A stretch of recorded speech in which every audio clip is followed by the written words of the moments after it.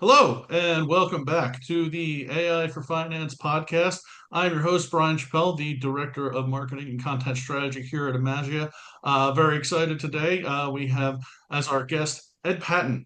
Ed is with Patton Trenders. He is offering financial intelligence and advice to business decision makers, finance leaders, people that are looking for ways to get more efficient, more accurate, to get competitive advantage with their businesses.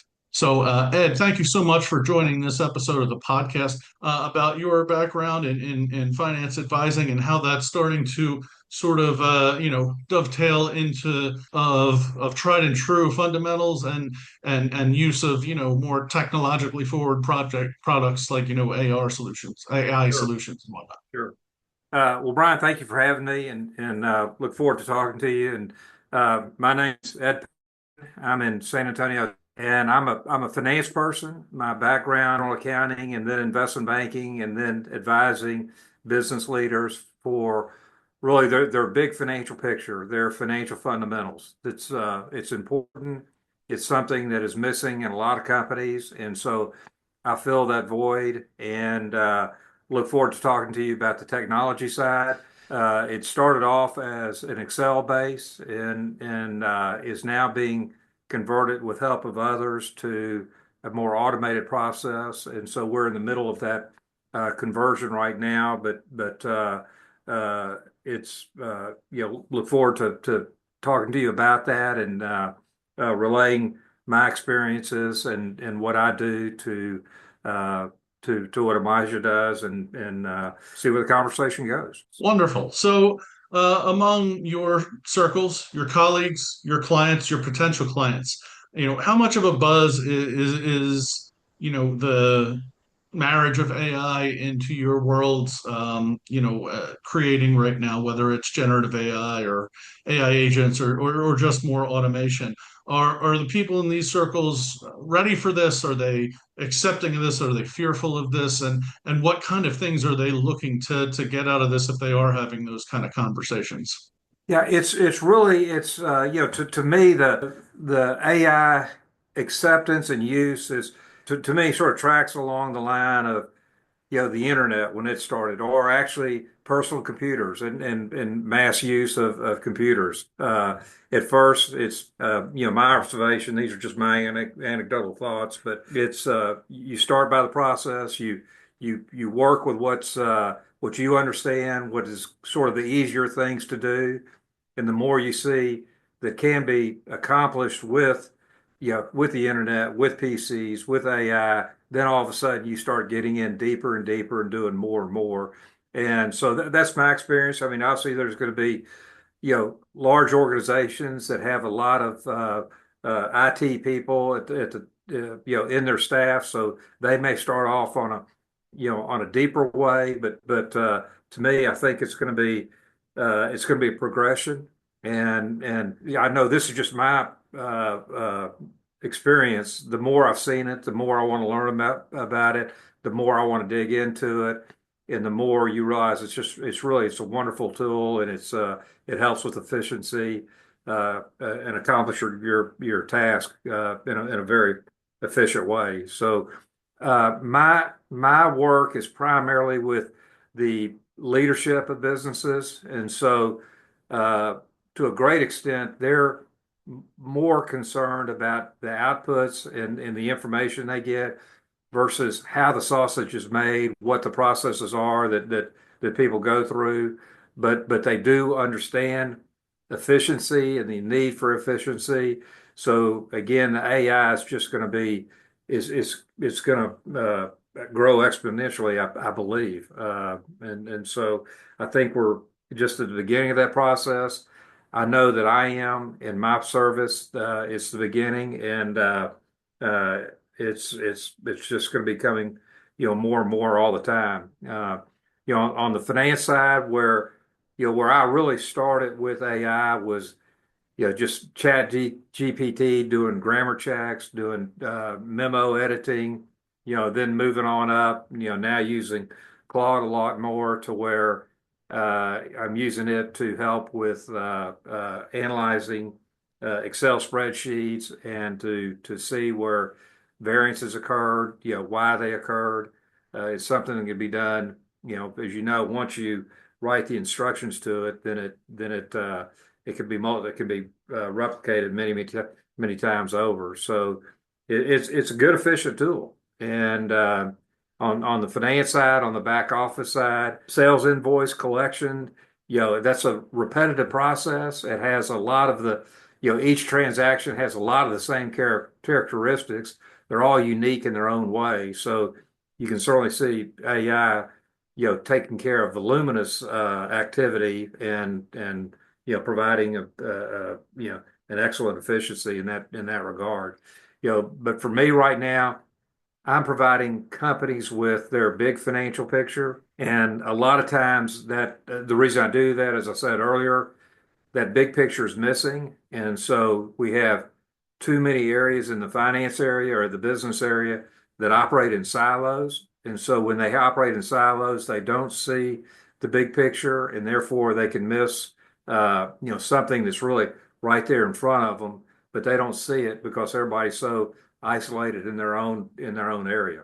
And so, for me, it's been helpful to use AI to help make it more efficient to show the business leaders, here's your big financial picture. I know how to do it, but as I said earlier, I do it primarily in Excel. So, just like so many other companies, I'm moving away from that into, AI use type areas. Okay.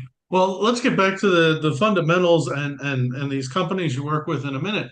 I do want to hear a little bit about your journey because I know you're a big fundamentals guy. I know you're a big, lock down the things that matter. I know that your opinions that I've seen in public are that a lot of companies kind of miss those points. At the same time, a lot of those companies want to be getting the latest and greatest, and that means they want AI things, maybe if they don't even understand them. So I'm wondering, when dealing with these companies and when you started your journey here, why did you feel it was important to start incorporating the AI type stuff, and what kind of led you to the next steps? What kind of worked well for you? What kind of didn't work well for you? And just as part of all that, how do you use that to give advice to the people that are your clients that you're trying to bring along in their journey that are a little farther behind you? Sure, sure. Well, my service is very output oriented, and it's condensed information. So, but there's a lot of underneath the surface of the water there. So there's a lot that has to go. The process has to be gone through. The analysis and the comprehension of the detail has to be understood before the big picture can be provided, and there's an understanding of what caused the big pictures to move this way or that way. And so there's an analysis that goes with that. And yeah, Brian, I thought wanting to get into AI just because it was different, and I was comfortable with Excel and the old way of doing things. And but you can't help but every day wake up and see new articles about AI. Dealing with other people and people that are helping me automate my systems. So I've had people that are much more knowledgeable about it than I am, and so I just started dipping my toe in the water. And from that, you realize there's really an amazing tool there. And so, from that, it leads you to the next step and then to the next step. And I've certainly got a long way to go in that journey, but I can see now that it's just it's an incredible tool, and it's not going away. And there's been plenty written that those who succeed will be the ones that adopt the technology. And so I think we're all going to be forced to. Just like now, I talked a little bit about the internet and about PCs. They're now ubiquitous, but a couple decades ago, they were sort of the high tech kind of out there. The techie guys were the ones that were, us non-techie guys would say, well, that's just for those guys. That's way over our head. but it wasn't long until that changed. And I can't help but happen the same thing happening in AI to where it's going to be ubiquitous and if you don't know how to use it, you're going to be left behind. And so you'd better get on board and get going with it because that train's it's not stopping. It's going to get faster and faster as it goes down the hill. I agree. 2026 is not the time to get left behind on this issue. And in a way, and I hear from many researchers we deal with, places like Hacker Group, Gartner, et cetera, Everest Group. It seems like the pace of acceleration for this is faster than the pace of accelerations in previous technologies, which is exciting and for some a little scary, maybe. Brian, the scariest thing for me that I see is people accepting everything that's generated from AI and not, putting their human context into it or human experience into it, and just, we can all have a tendency to be lazy. So if you get a report from AI, it looks sharp, it's good, and you just accept it just accept it as is and then move on to something else and or go home and say the day's over. But there's still the need for human intervention for putting into human context. For me, for example, when I'm working with businesses, and one of the fundamentals we talk about is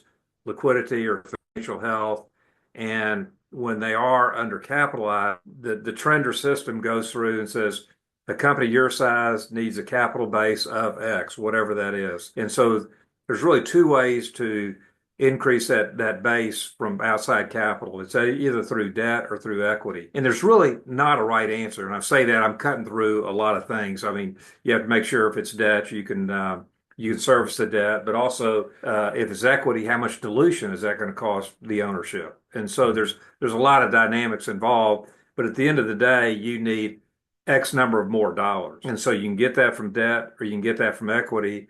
And there's really, assuming you check off all the other dynamics of that, you can go either way. But then some companies are more debt adverse and others are more dilution adverse. And so you've got to bring that factor in and have the humans involved in that context. It's just somewhere along with AI there's still going to have to be, well, what do you want to do? What's best for you and your company? The human intervention will continue to be needed. And I'm afraid, my concern is just people are going to accept these beautiful handouts or printouts and not really question and do the thinking process. Somebody, the value added is in the thinking. It's not in through the processing. AI is a great processor. It can do some thinking to some extent, but you're still going to need, the human in there to look at it and say, yeah, let me look at this cold and see if there's things I agree or disagree with that. So AI is a great analyst, but it's not a leader. So, as I promised, getting back to the thing of fundamentals, that there are a few things that you mentioned that triggered some thoughts from me. One, you mentioned, AI is a tool, and we even like to say it's a tool. It's not a silver bullet. Sometimes there seem to be some outsized expectations in this space that don't get met, and part of that comes from people thinking, okay, well, we're going to buy this solution, or we're going to partner with this vendor, or we're going to bring in this person that's going to develop something, build it or buy it, however you go, and expect everything to just be fixed. When in reality, it's very hard to get to fixed if your fundamentals are off, if your data is off, especially, Yeah, bad data is a huge thing.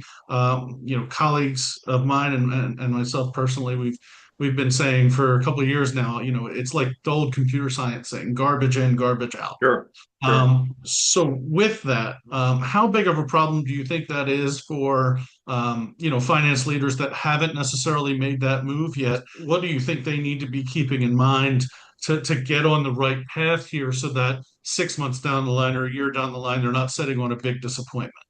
Well, okay, no, that's a good question. Part of this is really it's too many people working in a silo and not seeing their overall financial big picture. And so, therefore they can go work on one isolated area and really not having a clue as to what, how that's affecting, the rest of the business. And so they don't have sight of the overall big picture, and they don't even know they don't have sight of the big picture. So therefore they get so focused on the silo. And of course, if you fix every silo, then the business will be okay. But it's really, where should the focus be?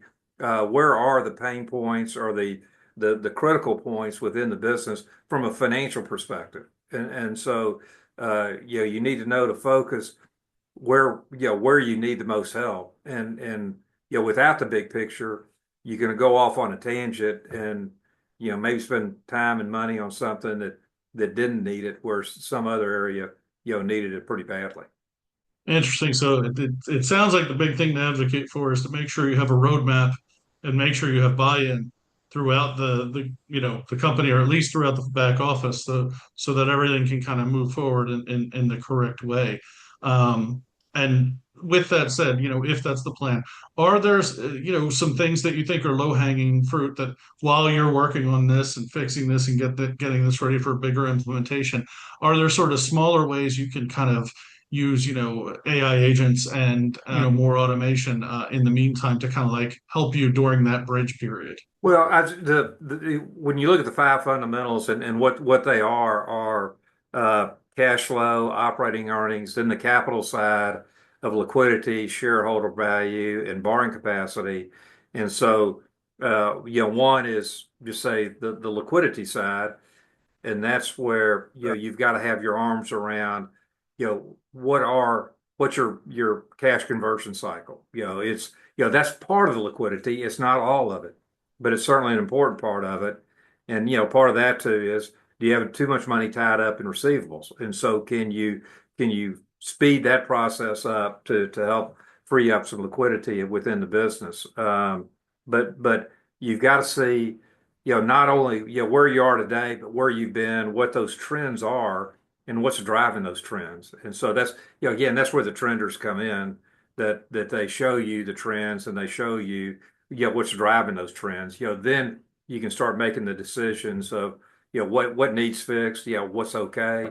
All the fundamentals are all always important.